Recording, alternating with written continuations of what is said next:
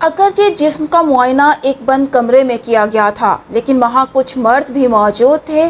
دروازہ بھی مکمل طور پر بند نہیں کیا گیا تھا، جس کی وجہ سے باہر کے لوگ بھی یہ دیکھ سکتے تھے کہ اندر کیا ہو رہا ہے۔ بسم اللہ الرحمن الرحیم۔ السلام علیکم روشن سچ کے پیارے ویورز، میں ہوں سیمی چودھری اور میری آج کی یہ ویڈیو جو مس یونیورس کے مقابلہ حسن ہوتے ہیں دنیا میں، ان کے حوالے سے ہے کہ یہاں پر خواتین کو کس طرح جنسی ہراسانی کا سامنا کرنا پڑتا ہے اور وہ بہت سی مشکلات کا شکار بھی ہوتی ہیں۔ ذہنی طور پر بھی وہ ٹارچر اپنے آپ کو فیل کرتی ہیں کہ ان کے ساتھ اس طرح کا واقعہ جب ہوتا ہے تو وہ کس طرح بے چینی کا بھی شکار ہو جاتی ہیں۔ اس کے علاوہ پاکستان بھی مس یونیورس کے مقابلے حسن میں حصہ لینے کے لیے تیار ہے۔ اس حوالے سے بھی آپ کو ایک چھوٹی سی رپورٹ پیش کروں گی۔ تو پہلے تو آپ کو یہ بتاتی ہوں کہ یہ جو شکایت کی گئی ہے، یہ اصل میں ایک خاتون نے یہ شکایت کی ہے اور ان کے ساتھ کچھ اور امیدواروں نے بھی شکایت کی ہے۔ اس کی کچھ تفصیلات آپ کے پیش خدمت ہیں۔ مس یونیورس انڈونیشیا کے مقابلے میں شامل متعدد خواتین نے پولیس میں شکایات درج کرتے ہوئے منتظمین پر جنسی ہراسانی کا الزام عائد کر دیا۔ برطانوی خبر رساں ایجنسی کی رپورٹ کے مطابق شکایت کرنے والی خاتون جو پیشے کے اعتبار سے وکیل ہیں، ان کا کہنا ہے کہ مقابلے میں شرکت کرنے والوں سے 3 اگست کو فائنل سے 2 دن قبل باڈی چیکس کے نام پر ان کے ٹاپ اتارنے کا مطالبہ کیا گیا۔ مسلم ملک انڈونیشیا میں مقابلہ حسن میں شرکت کی اجازت ہے، لیکن منتظمین اس بات کا خیال رکھتے ہیں کہ قدامت پسند معاشرے میں لوگوں کی ناراضگی کی وجہ نہ بنے۔ اس سے پہلے جب 2013 میں مس ورلڈ کے مقابلے کا آخری مرحلہ جب انڈونیشیا میں منعقد کیا گیا تھا، تب انہوں نے بکنی راؤنڈ منسوخ کر دیا تھا۔ انڈونیشیا کے دارالحکومت جکارتہ میں پولیس نے کہا کہ شکایات کے بارے میں مزید تفتیش کی جائے گی، جبکہ ملک کے قانون میں جنسی بدسلوکی کی سزا 15 سال تک قید ہے۔ 3 امیدواروں کی وکیل میلیسیا نے شکایت کی تصدیق کرتے ہوئے انکشاف کیا ہے کہ بہت سے دوسرے شکایت کنندگان بھی مزید سامنے آئیں گے۔ 6 امیدواروں نے پولیس میں شکایت درج کروائی ہے اور میلیسیا نے بتایا کہ منتظمین نے کہا تھا کہ معائنے کا مقصد صرف امیدواروں کے جسم پر کسی بھی نشان یا ٹیٹو کا معائنہ کرنا تھا، جبکہ دوسری جانب انڈونیشیا کی سلیبریٹی پوپی نے ایک بیان میں کہا ہے کہ مس یونیورس انڈونیشیا آرگنائزیشن ان الزامات کی تحقیقات کرے گی۔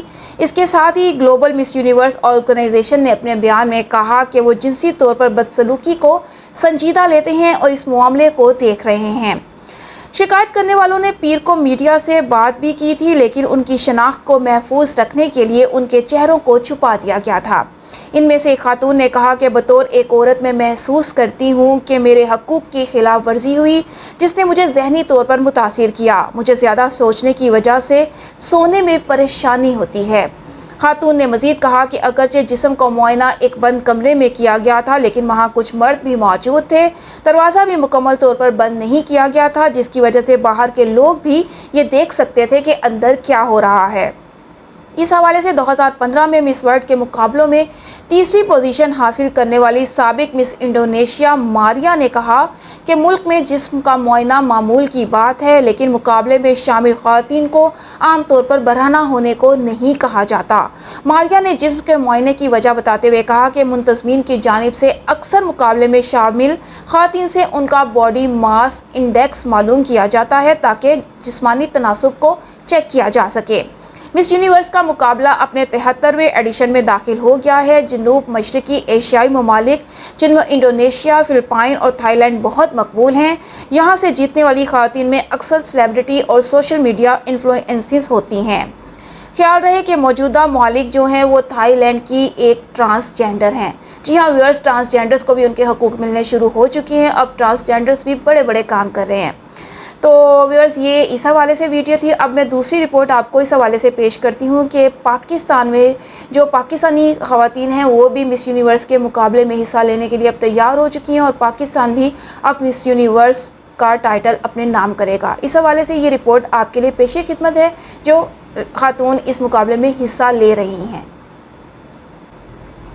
جی تو ویورز، یہ مس یونیورس پاکستان کا اعزاز اپنے نام کرنے والی ایریکا روبن جو مس یونیورس کے عالمی مقابلے میں حصہ لے رہی ہیں، ان کا کہنا ہے کہ بکنی پہنوں گی، نہ کچھ ایسا کروں گی جس سے ملک پر بات آئے۔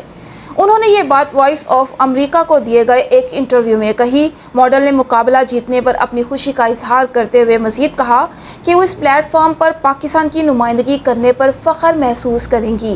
ایریکا روبن 2 سال سے فیشن انڈسٹری سے وابستہ ہیں۔ ان کا خاندان مذہبی طور پر عیسائی ہے۔ وہ اپنے خاندان سے اس صنعت میں کام کرنے والی پہلی خاتون ہیں۔ ایریکا نے انٹرویو میں بتایا کہ وہ ایک دفتر میں کام کرنے والی عام لڑکی تھیں۔ پاکستانی اداکارہ اور ماڈل ونیزا احمد نے انہیں ٹریننگ سیشن کے دوران ماڈلنگ کرنے کا مشورہ دیا تھا۔ پاکستانی ماڈل ایریکا روبن تاریخ میں پہلی بار اس بین الاقوامی مقابلے میں حصہ لے رہی ہیں۔ انہوں نے کہا کہ میں نے ونیزا کی حوصلہ افزائی کی بدولت انڈسٹری میں قدم رکھا۔ میری والدہ ایک گھریلو خاتون ہیں جو اس وقت اپنی بیٹی کی کامیابی پر بہت خوش ہیں اور میرے والد ایک ریٹائرڈ سرکاری ملازم ہیں۔ جب ان سے پوچھا گیا کہ وہ اس مقابلے میں کیسے شامل ہوئی تو انہوں نے جواب دیا کہ کچھ ماہ قبل دبئی میں مقیم ایک پیجنٹ کمپنی۔ ناظرین، یہ پیجنٹ کمپنی وہ کمپنی ہوتی ہے جو مقابلہ حسن کے لیے لوگ تیار کرتی ہے، اور اس کمپنی نے انسٹاگرام پر ایک پوسٹ ڈالی کہ انہیں پاکستان سے مس یونیورس مقابلے کے لیے درخواستیں مطلوب ہیں۔ انہوں نے کہا کہ مقامی تنظیموں نے پوسٹ دیکھنے کے بعد درخواست دینے کے لیے ہم سے رابطہ کیا۔ 200 درخواستوں میں سے 15 لڑکیوں کا انتخاب کیا گیا، جن میں سے 5 کو حتمی طور پر منتخب کیا گیا تھا۔ انہوں نے بتایا کہ ہم 5 لڑکیوں نے مالدیپ میں مختلف مقابلوں میں حصہ لیا، جس کے بعد فائنل کے لیے میرا انتخاب ہوا۔ مس یونیورس پاکستان 2023 کے لیے ٹاپ 5 فائنلسٹ میں کراچی سے 24 سالہ ایریکا روبن، لاہور سے 24 سالہ ہیرا انعام، راولپنڈی سے 28 سالہ جیسیکا، ریاست پنسلوانیا سے امریکی نژاد پاکستانی 19 سالہ ملیکہ علوی اور پنجاب سے 26 سالہ سبرینا وسیم شامل ہیں۔ واضح رہے کہ 18 نومبر کو 90 مختلف ممالک کی خواتین اس میں مد مقابل آئیں گی اور ایریکا روبن مقابلہ کرنے کے قابل ہونے کو ہی اپنے لیے اعزاز سمجھتی ہیں۔ مس یونیورس کا ادارہ ہر سال امریکہ اور تھائی لینڈ کی مشترکہ شراکت سے یہ مقابلہ منعقد کرتا ہے، اور ایک اور امریکی خاتون جو ہیں ان کا کہنا ہے کہ گزشتہ سال امریکی خاتون آربونی نے مس یونیورس کا تاج پہنا تھا۔ پاکستان کا پڑوسی بھارت یہ اعزاز 3 بار جیت چکا ہے۔ سشمیتا سین 1994 میں، لارا دتا 2000 میں اور ہرناز کور سندھو 2021 میں مس یونیورس بنی تھیں، اور اب اس مقابلے میں پاکستان نے تو کبھی حصہ نہیں لیا تھا، تاہم بیرون ملک مقیم پاکستانی نژاد خواتین بہت سے ممالک میں منعقد ہونے والے مختلف مقابلوں میں حصہ لیتی رہی ہیں، لیکن یہ چہرے اکثر لوگوں کے لیے انجان ہوتے تھے، اور اب پاکستان سے بھی مس یونیورس کے مقابلے کے لیے حصہ لیا جا رہا ہے، اور پاکستان بھی عنقریب یہ اعزاز اپنے نام کر سکتا ہے۔ ویورز، ویڈیو اچھی لگی ہو تو چینل کو سبسکرائب کر دیجیے گا، ویڈیو کو لائک اور شیئر کرنا بھی مت بھولیے گا۔ اس کے ساتھ ہی اپنی ہوسٹ سیمی چودھری کو اجازت دیجیے۔ اللہ حافظ۔